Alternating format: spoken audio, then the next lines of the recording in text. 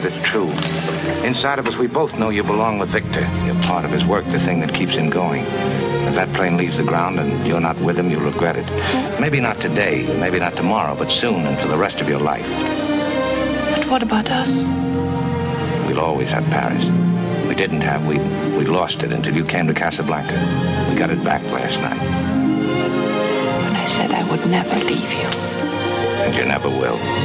But I've got a job to do, too. Where I'm going, you can't follow. What I've got to do, you can't be any part of. Ilsa, I'm no good at being noble, but it doesn't take much to see that the problems of three little people don't amount to a hill of beans in this crazy world. I love you. Introduction to our topic of today, then Humphrey Bogart, and is there a successor to the mantle? That man was the essence of cool, at least to me growing up, and I certainly saw him and the performance some 30, 40 years after he performed that quote in that movie in Casablanca. Our topic today on Everything Old is New Again is, who is or is there a new Humphrey Bogart? I'm here with, my name is Douglas Viviani. I am here with David Cohen, as usual, my co-host. Dave, good afternoon. Good afternoon, Doug.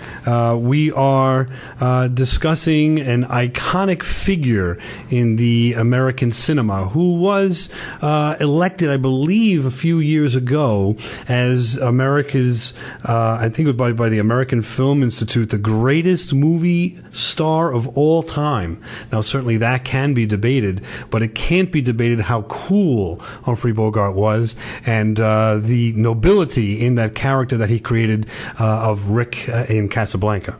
Right. And by the way, Doug, people did their homework. If you recall, we threw out some suggestions of Humphrey Bogart movies for people to pop in if they're not too familiar with his work, and we actually got a few emails. Ah, really? Yes. I'm familiar with that myself. I picked up a couple, and believe it or not, we will respond to those emails, but consider our response online right now, because we're inundated with so many of these. Yes. We can't get to it, you know.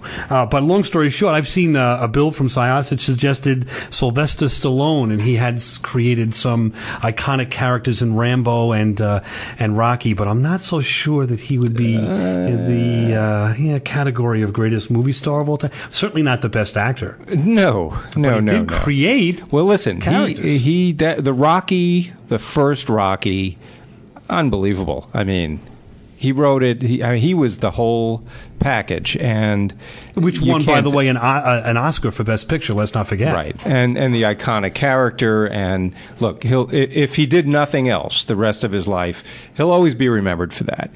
Beyond that, you know, it was kind of a bumpy road, and he could never, I don't think, play another character as well as he played Rocky. I think he was Rocky, and for that reason, I think that, you know, you've got a huge advantage to Humphrey Bogart, who just based on the diversification of the roles he played in his career. Absolutely. I think the only quote that you can attribute to Stallone that still exists to this day is what? Yo, Adrian. There you go.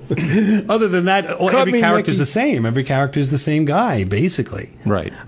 So I understand that. And he did steroids, and yeah. It's just, he's got a lot of pimples on the back of his on his back these days. I haven't noticed. Yeah, okay. Yeah, I just saw him last week at the house. Also, we had someone call in, I should say, email us and indicate that they felt that Tom Cruise would be someone that at least is on the way to becoming iconic.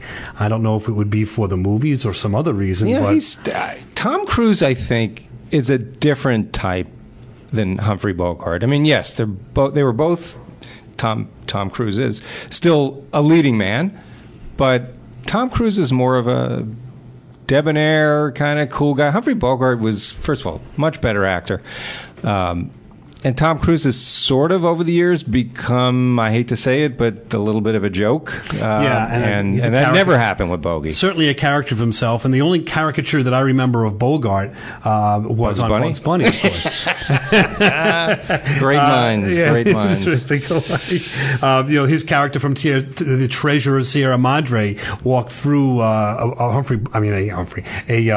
Bugs Bunny episode, which was quite comical. But other than that, and in fact, even the fact that he was popular enough to be that iconic with that character that he created for one movie was presented on a cartoon allegedly for kids. Who's done a cartoon of Tom Cruise? Exactly. No one. There's not. No one. We've heard from people talking about George Clooney, possibly.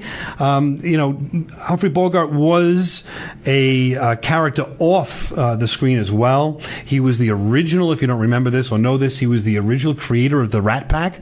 He then had that group and the leadership of that group pass on to Frank Sinatra, who, by the way, hated the name Rat Pack, which was a name that Lauren Bacall gave to them when some Sunday afternoon these group of drinkers and partiers were still sitting around the pool and hadn't gone to bed. But long story short, I don't know that there's a lot that George Clooney kind of has presented to us in the way of an iconic character. No, and again, Clooney to me is more of a who am I thinking of? Cary Grant. Right. More of a Cary Grant. Not that I think he's even as good as Cary Grant was, but more in that type, more in that genre. Lauren Bacall would never have gone out with George Clooney. I'll tell you that right now. If she did, she'd be foolish. She certainly wouldn't have got married. Exactly. That's for sure. Exactly. And I don't know if we talked about, had another suggestion that Tom Hanks might have been someone. He certainly did create a few characters that are memorable, but I don't know that they were that unique or in the forefront of our culture at the time. And certainly I don't know if they were cool, if you will. Hanks is he's not like the tough guy persona that Humphrey Bogart was back then. So I think Tom Hanks, if I'm going to compare him to anybody, any old actor, I think more of like a Jimmy Stewart type, sort of like an everyman. And that sounds like a topic for another day that I think we may have lined up. Here on Everything Old is New Again, you're listening to Long Island News Radio 103.9, and we're discussing who is the modern Humphrey Bogart, if anyone. I see an email here here's an interesting one. Bruce Willis. Okay, I could see. Interesting in what way, Interesting. David? They both were losing their hair at some point. I do see Bruce Willis on some ways. He did have what was that character in Die Hard? McClane. John McClane. John McClane. Other than that, he did do that movie where I See Dead People. What was that? That was right. The I See Dead People. Yep. The I See Dead People movie. And I think those are interesting and certainly cutting edge, if you will, characters, but someone that would say the adventure genre ate him up. I mean, Stallone and who else? Arnold Schwarzenegger did what he did better. Although he did do Moonlight. And I was just going to say that. Bruce Willis, Moonlighting, when it was on in the 80s, early 80s, yep. I think was kind of based, my take on it was based sort of on a Bogey McCall type thing. I mean, the dynamic relationship between Bruce Willis's character, Maddie, David Addison, and Maddie, right?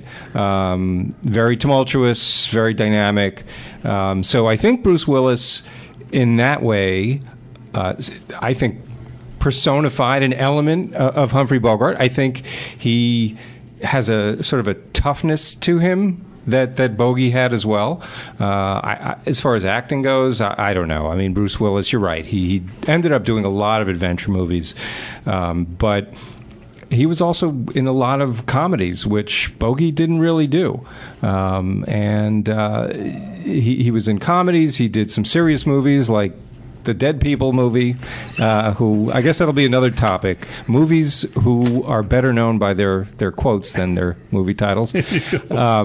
So I think of all the actors we've mentioned so far, I would so far, I'd give the lead to Bruce Willis. I don't know about Well, you. maybe so, but Bruce Willis didn't even beat out what's his name from Remington Steele. At the time those two shows were on the air, and he couldn't even defeat him in Really? ratings. To tell you the truth, so I do see it maybe as a close third. Some people have talked about Brad Pitt, possibly that might be someone, but I think the character actor or the actor that can be defined as presenting cool and maybe the contemporary Humphrey Bogart would be Harrison Ford in my mind. Oh, that's nice. And I start with the fedora that they both wore. At least Harrison wore that in some of his Indiana Jones movies.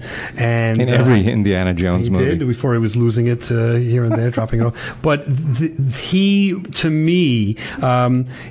let's put it this way: in the first Indiana Jones, when he ran through and was chased by this boulder, and finally came out after coming out with this golden icon, and had to give it up to his adversary, the humility of that and the humanity of that won me over right from the beginning. So you're listening to Everything Old is New Again. We'll take this up on the other side of the commercials break here, and we thank you for listening to 103.9 FM. This is Douglas Viviani with David Cohen speaking about Humphrey Bogart and who is the next Humphrey Bogart, and everything old is new again. Stan, what about you? I'm staying here with him till the plane gets safely away. No, Richard, no. What has happened to you? Last night we said a great many things. You said I was to do the thinking for both of us. Well, I've done a lot of it since then. It all adds up to one thing. You're getting on that plane with Victor where you